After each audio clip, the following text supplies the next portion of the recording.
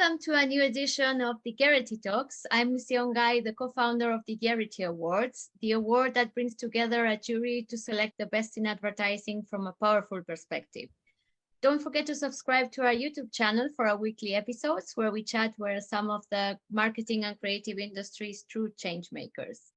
Today, we're going to have a chat around sound and music with our guests, Alette Boogman, creative producer at Antfood, Rachel Tauwnaar, music supervisor at Sizzer Amsterdam, and Nitzan Hoffmann, music supervisor. So welcome and thank you very much for joining us today. Thank you. Thank you, Lucia. So to begin with, can you please introduce yourselves and tell me more about your job and role and your companies? Who would like to start? I can start. Great. My name is Nitzan, as Lucia said. Very happy to be here. I currently still work as a freelance music supervisor, mainly in the advertising industry in Germany. I'm based in Berlin. I worked as a music supervisor at Sizzer for a couple of years, where Rachel, who you will hear more about later, was one of my colleagues. Currently working on some projects as a freelancer, kind of whenever my connections reach out to me. My background is mainly as a studio engineer, and I ran a recording studio in Italy for 10 years. I toured and managed with my own band, and I'm currently also still active as a session musician with a live touring German artist. Cool. Rachel? My name is Rachel. I work as a music supervisor at Sizzer, mainly focused on the Dutch market. And next to that, I also work as a violin player. I'm a violin player and a singer, and I have my own music project on the side as well. So that's my story. I'm Alette. I work at Antfood. Antfood is we're in international creative audio studios. We have offices in New York, São Paulo, and here in Amsterdam.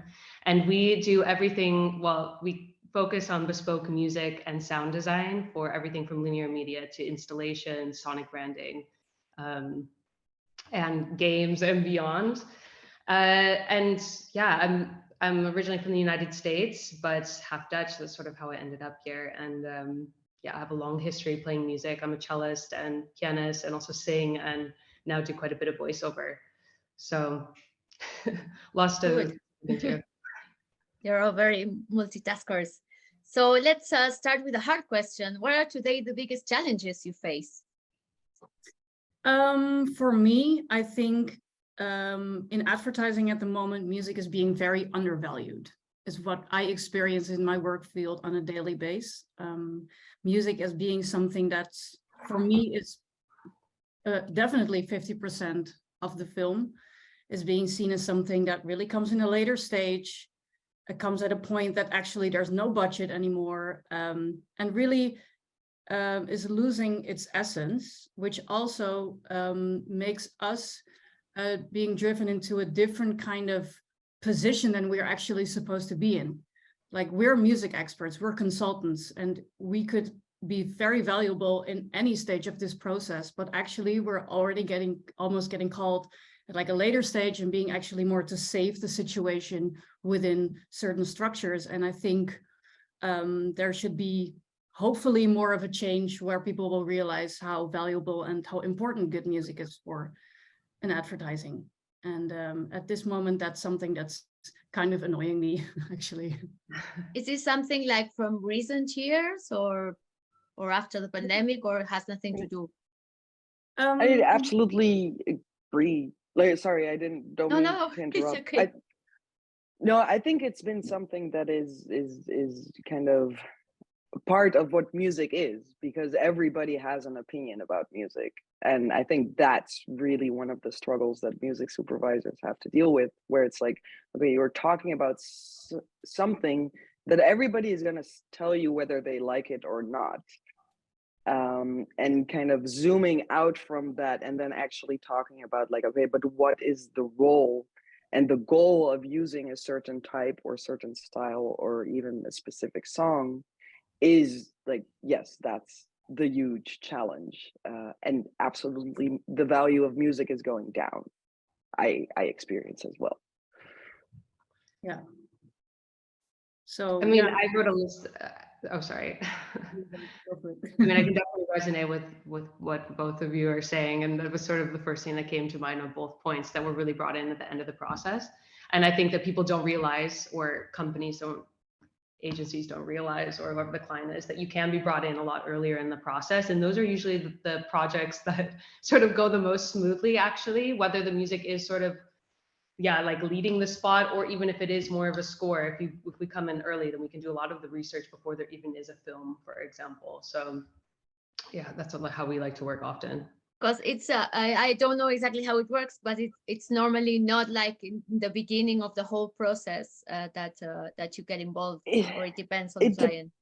It depends. And I think like there definitely are agencies. There's also like a lot of cultural differences, but with the way that the agencies in the US work versus the way that agencies in Europe work, where in the US, I've noticed that there like many more times there's even at the agency an in-house music person, or they work with an independent consultant even before production companies are getting involved. I think definitely, and then I can mainly only speak to the German market. There's a push for that. There's like more collaborations between agencies and music production companies, even teaming up with like having it in-house in a way, not exclusive, but still in-house. So I think that's very important. Obviously, there are also campaigns that originate from a musical idea. In which case also the music supervisor has a much different role. So it's hard to kind of talk about it in a very general sense, but I would say that with the kind of the influx of library music and like more cheap music being available for agencies and for clients, that the kind of the inconsistency between what they are putting in their budget and what they expect quality wise to kind of be the final product musically within their campaign is like the distance between those two is currently very big. And I hope that will get a little bit smaller, but we'll see. Okay.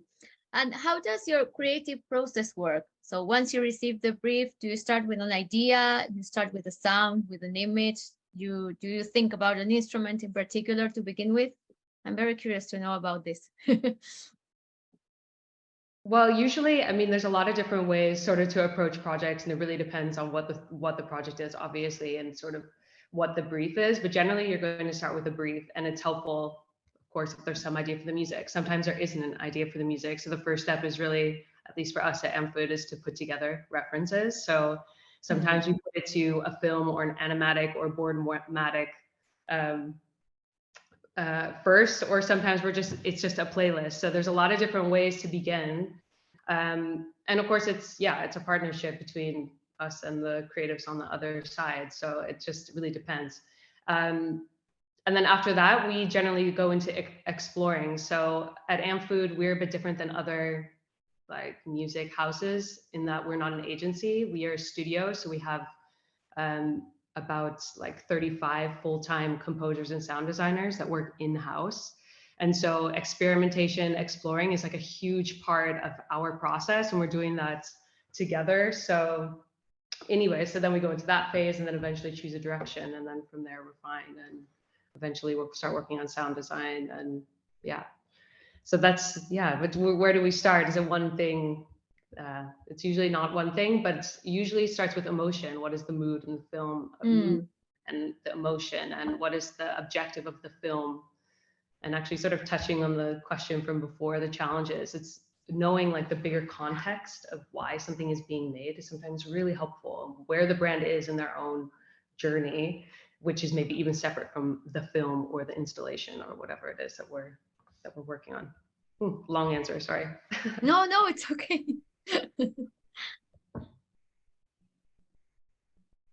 But yeah, I think like I agree. For me, it's also the first step, and especially in recent times when like I've worked as an independent music supervisor.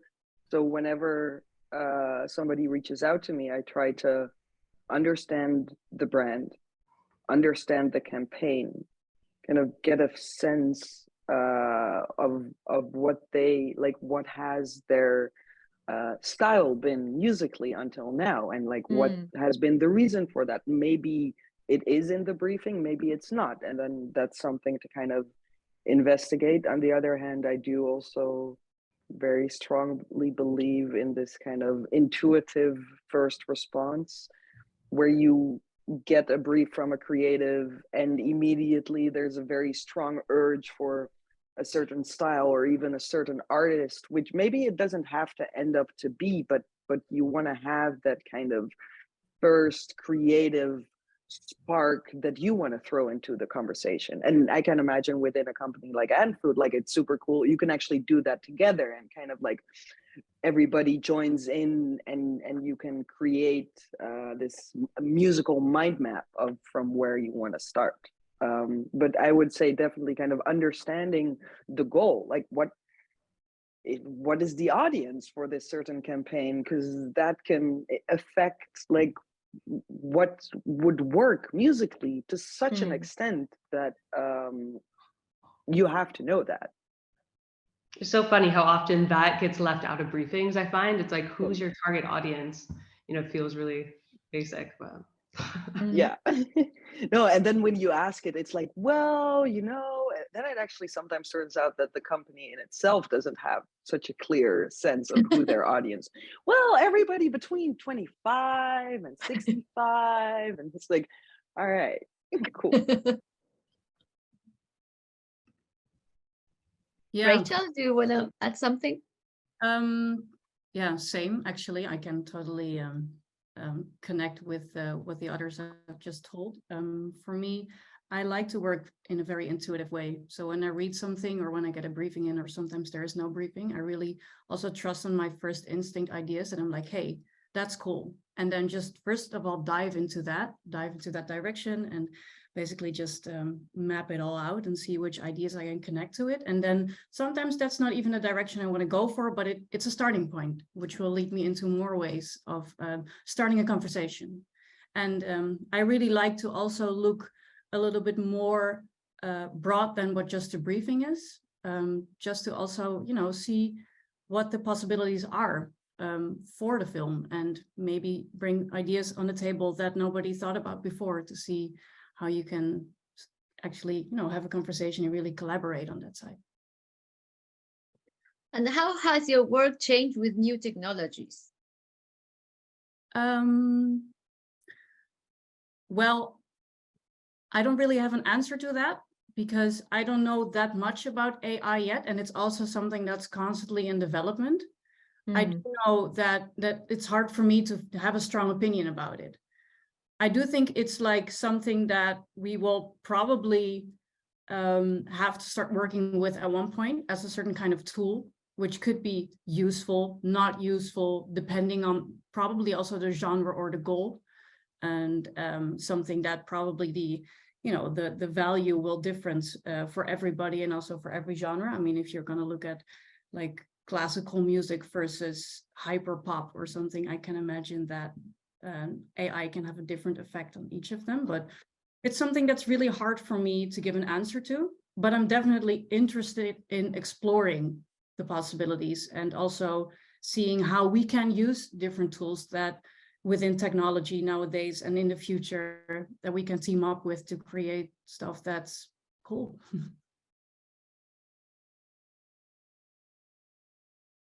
Alette, what do you think? Yeah, I mean, we talk a lot about, Antfood has like a pretty strong background in technology. A lot of the composers here are technologists or developers, or like, it's just like really part of our culture. So we have some really interesting sort of lunchtime conversations. I am not myself like like a technologist, or I mean, I am interested in new technology, so, but I'm not an expert by any means, but it is something like AI, for example, we're already using it. We use it already to clean up VO sometimes, not when it's recorded in the studio, of course, but sometimes we're asked to use some really interesting voiceover that we clean up with AI already. We get quite a few briefs now already from clients for modeling voiceover. So yeah, a lot of the projects we have not moved forward because it's just like at this point, the technology just isn't good enough. It's not for the clients like cheap enough, you know, it's still really expensive to model. But we have done one already for Mucinex. It's like a cough medicine in the United States. Anyways, we modeled a voice for that in like an app for, for customers or clients, like a marketing, sort of like a marketing thing. But I think I've asked my colleagues about this as well, and they're super excited. So that gives me some hope, because my natural inclination is to be a bit like, I'd rather just, you know, like make music like the old-fashioned way. But I think there's a lot of excitement here about it being something to aid music production, whether that's going to be like creating some really fast like explorations, like as that you then sort of build off of, or marking sound design in a session, or even like making cut downs and that sort of thing. So there's definitely like some exciting things as well. It's not all scary. Whatever, you know, gets developed in technology is always something that could be valuable. Yeah, it's like a little bit like digital photography. I feel like at the moment we're thinking, oh, that's weird, but actually it's gonna change everything, and not all for the bad. It's just like a different tool to use, hopefully. Yeah, absolutely. I think that and that's kind of what is becoming, I think, the general kind of thought behind it as well. Here's a completely set of new tools that we initially didn't thought that we could have at our disposal. I have already, like, maybe not so much I don't even know if they were AI based, but just like tools that let you select a Spotify song and then create a Spotify Spotify playlist based on that song, because there are certain reference points that are similar, which was like has been super helpful. Does that take away the my perspective or my intuition to then go through a playlist and select the song that I think actually works? I like, from the playlist it made, I would say that 90% was absolutely unuseful, but 10% were songs that I wouldn't have found without it. So here's a tool to just like give more suggestions. I've seen a few like very interesting developments when it comes to the tagging systems, which is something that in music is so hard to do because everybody uses different words for like, is something slow, uplifting, optimistic? Is it happy music? Is it sad music? And there are a few companies that are doing a fantastic job where you can just like put a song into their system. They have already kind of tagged thousands of songs with different music supervisors. So they extract certain tags from the song. They add the tempo.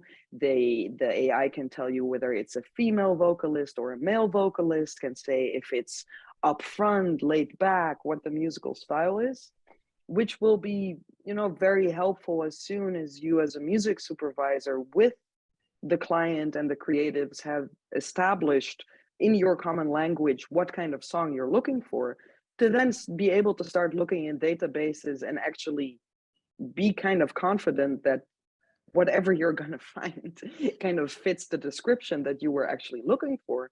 It's just going to save us an enormous amount of time. Obviously, I still believe in this kind of like the intuitive song that you can find, but you can still add that process will not disappear because your search is going to be more effective on the other side. So I think that we're really looking at a balance of having those two things go hand in hand. And the same with AI generated music. I think it's still Like it's not at the point that the complete composition is just gonna come from an AI and is gonna replace a composer. I think also within the industry, there's very much a consensus that that shouldn't happen, that intellectual property is created by humans. So I think it's just like really interesting to see how this development is gonna be able to help us do a better job and do a faster job. And it's cool. That's maybe the key to, well, to have like a new tool that helps you do things differently, but that nurtures you in a way also. And do you think the fact that you're all musicians too changes your perception of the way you work? And actually, I'm thinking, is there somebody that works in music production that doesn't play an instrument or doesn't sing or something? Or I have no idea. There are people that don't. Yeah. Okay. So do you think the fact that you sing or play an instrument changes the way you perceive your work? Yeah, I definitely. think yeah, absolutely. For starters, it makes it easier to communicate with a composer, just because you have a certain common language that somebody who doesn't play an instrument or hasn't, maybe not so much like you can play an instrument and be the best kind of solo musician at home, but having created music with others, where you have practiced this kind of the conversation about music because you're trying to create something together that is more than the kind of individual elements. I think that is really what's giving the big advantage to then be a translator also to composers. Yeah, Totally agree. Oh. You go And first. tell us about your personal projects. I would like to know who wants. Rachel? Yeah, I am currently working on my solo project, which is a cinematic orchestral pop project, mainly inspired by the sound world of James Bond. And I listen to a lot of film scores. I'm very much intrigued by that. So I try to combine both my love for pop music and songwriting together with my experience in playing violin together in that world, which is very exciting. Nitzan? So I'm currently touring with, as I call him, the mighty Tauwnaar. He's a German singer. I play guitar in his band. This summer is already the fourth summer that we're touring with a record that came out just before the pandemic. So we're doing a couple of big festivals, not so much. Besides that, I'm busy studying piano because I am a guitar player. I never learned how to play the piano. And that has kind of forced me to dive a bit more into the classical world, and I absolutely love it. And I'm kind of collecting ideas about how and what I want to do with that in the future. Alette? Yeah, it's funny because the last few years I feel working at Antfood and getting really into that, like I sort of stopped making like so much music like outwardly for other people, but I really make a lot of music for myself. So just playing like piano at home, but also at Antfood I get to play on some tracks, which is fun. Otherwise exploring sort of like, I guess what I find really interesting is not just the music itself, but sort of like the bigger picture. So my partner is a film editor. So we made a documentary together, co-directed a documentary recently, and I didn't make the music myself, but I went through the process of making the score with an original score with a composer, sort of like through my network. So I think, and also, yeah, thinking about, obviously we did the sound design as well. I had some of my colleagues at Antfood helps with that. So then getting to be the client, I think was a really interesting experience. And yeah, so that's sort of, we just released it last year. So at the moment I'm, I guess, sort of chilling, but I need to want to do another project on another film project. And how do you nurture your musical knowledge? Where do you look for new sounds? What do you listen to? I watch a lot of movies. I watch a lot of movies, and I always check like how the music supervision is being done and why the combination with a certain scene has been made with a certain sync, and what my opinion is about it. And I really like to listen to the placements of music and film. And I also get a lot of inspiration from just little moments from movies. It could be a dialogue, or it could be a scene, it could be a situation that also I can bring together in my own process of songwriting.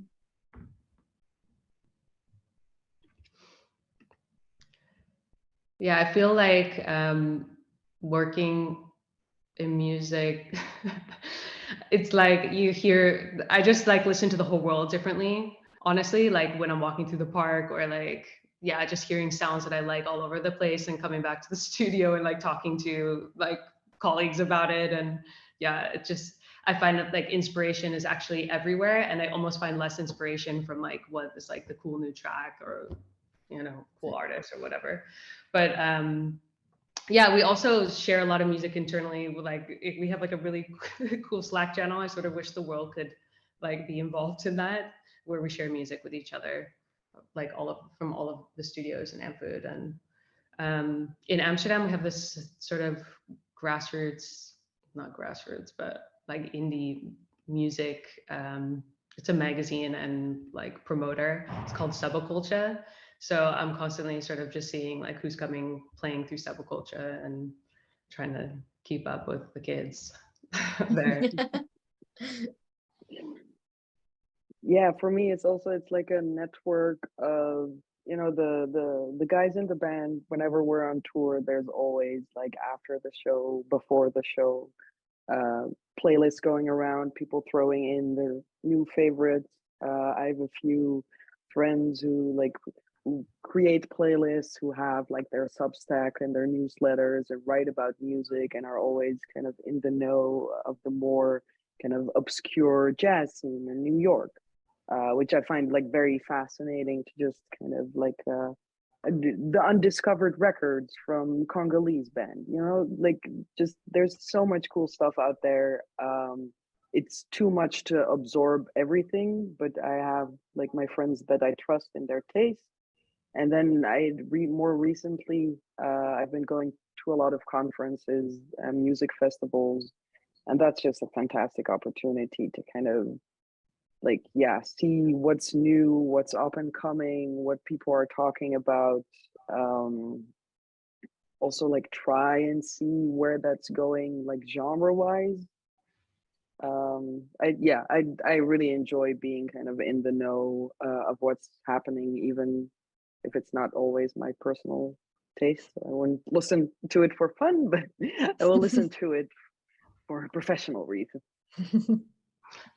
I love actually exploring. I'm sure you guys can like relate to this, but getting briefs from clients and doing like music research is really interesting, especially when it does push you outside of like where your personal music taste is. Yeah. So I really enjoy that as well, like getting into weird experimental synth music and just going down the rabbit hole.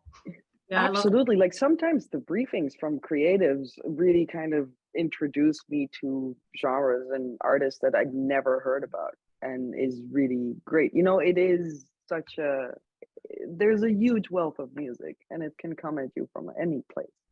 Yeah, that's true. I have the same thing. They can be very inspirational. And also sometimes I'm like, wow, clients, you actually like positively surprised me. I would have never thought about this track. That's cool. Yeah, it's good. And is there a specific instrument or trend or music style which is like currently fashionable for advertising music? I feel like we should take one each. And all of them combined will be everything. Oh, that's a very difficult question. Mm-hmm. I don't know. Maybe there's a moment. Well, also when there's an instrument that maybe is like everywhere in music, like synthesizers in the 90s, and all of a sudden all the music in ads has this instrument that everybody likes or discovers. I don't know. I mean, generally, like the the majority of briefs that come through, I think, are electronic based. We don't get a lot of briefs, at least at Antfood, for like, and I think in general for like rock music, which was really popular, of course, not a few years ago, but maybe like, yeah, a decade ago. In like our office in Brazil, they make a lot of rock tracks, which I find super interesting. That is just a bit different. Yeah, I have a few more, but I'll let the others go. Yeah, I don't know if there's like, it's hard to say if there's like a global trend. Probably not. It will be very kind of region specific. And I think it's even like, how do you call it, like product type specific, because there's like always the trends that kind of come back every year where it's like, okay, it's Christmas, the supermarkets are going to do something either classical or kind of acoustic that is slightly melancholic. Yes, that's like every year it's going to be approximately the same. I'm not sure if there's like an instrument, like you say, for example, that like with certain instruments in the 80s or 90s, or like that suddenly the kazoo becomes popular again because somebody decided to use it. I think nowadays also we're living in a time where just anything is possible. So it does feel like there was a trend for a few years. I have the impression that it's a little bit over right now with this kind of crooner, the crooner becoming very popular again. A lot of clients being interested in either like covers of a crooner or a new song that sounds like it could be from the 50s or the 60s. Like there was quite a bit happening over there in the European market. I have no idea how that was in other markets. Yeah, I have the same. It's not like I can see that there's a certain trend. It's really brand based, but I do notice that it's either modern electronic or crooner. Yeah, that's something that comes back a lot, but it's hard to say whether there's a big trend going on. I mean, it's very like, of course you have like for certain brands or certain times in the year, what Nitzan already mentioned about Christmas, or like car brands using a lot of like more electronic side music. And yeah, it's different, but those are the styles that come back a lot. And yeah, the whole crooner wave was something that was very much dominating in my briefs and reworks of it.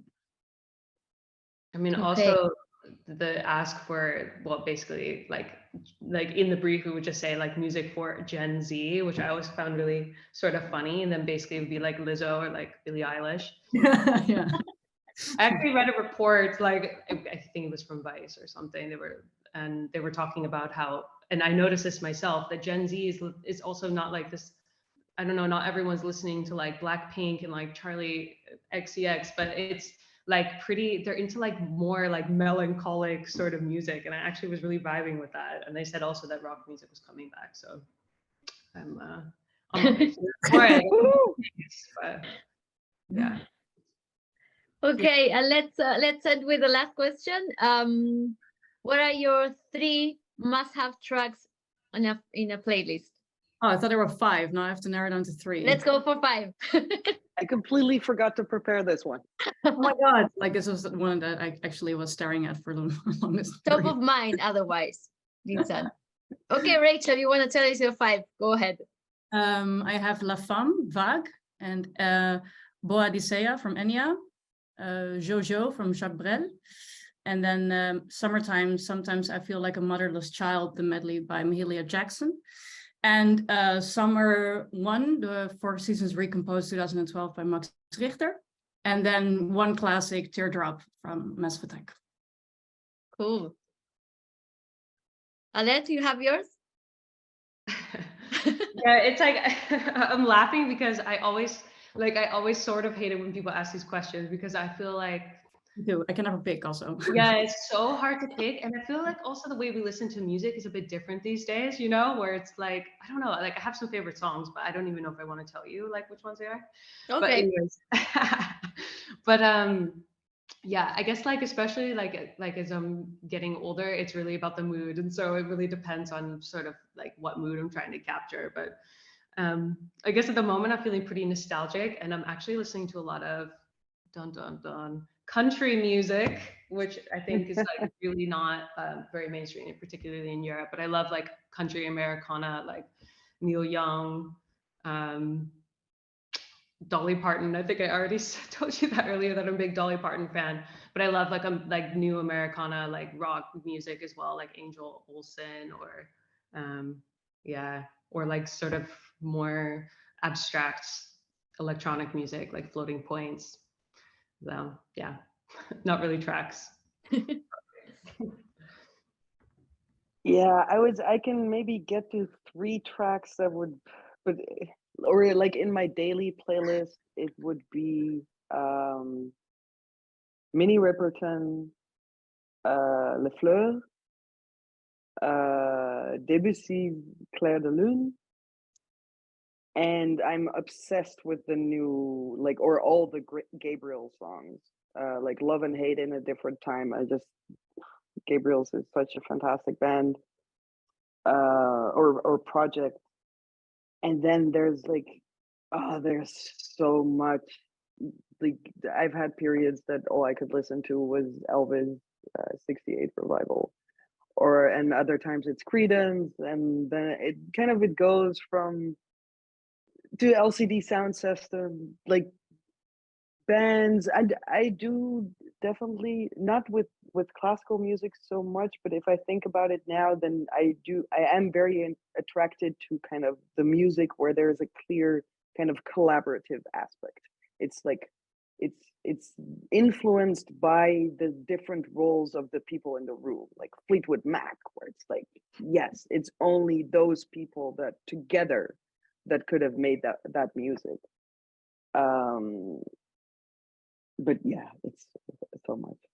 Maybe it's a hard question for music supervisors, I think. I mean, Yeah, I can. so much music all the time, and also in an age where it's all very playlist focused. So you listen to so many things and you just grab things and collect stuff. And in an age where albums are less relevant, which is a shame because I love the storytelling of an album. But I also like kind of embraced and like the fact that I have a very broad taste in music and that it just fluctuates all the time. I think my favorite songs of all times are not in my playlist because I listen to them so many times that I just can't. And I'll probably do it again in 5 years. I love them for all my heart. Cool. I feel like also like working in the industry is just like I personally am looking for a lot of like rest outside of work, like also musically. So anything like acoustic, anything that's sort of like simple or complex, but really like from the ingenuity of the people making the music, and less like dance music. I don't listen to it as much, to be honest. Things that's more relaxing, I guess. No, absolutely. I noticed recently, when I'm alone and I want to relax, I just put on like piano music. Same. I started listening to ambient music since I work as a music supervisor, and never. Yeah, me too. I'm like, let's go, Brian Eno, like. Cool. I would like talk for hours with all of you. This is so interesting. I love music too, and I play the guitar. Fantastic. Well, thank you so much for telling us a little bit more about your lives and music in your lives and your projects. And best of luck with everything that you carry on for this year. And thank you so much for your time. Thank you. Thank you, Lucia. Thank you.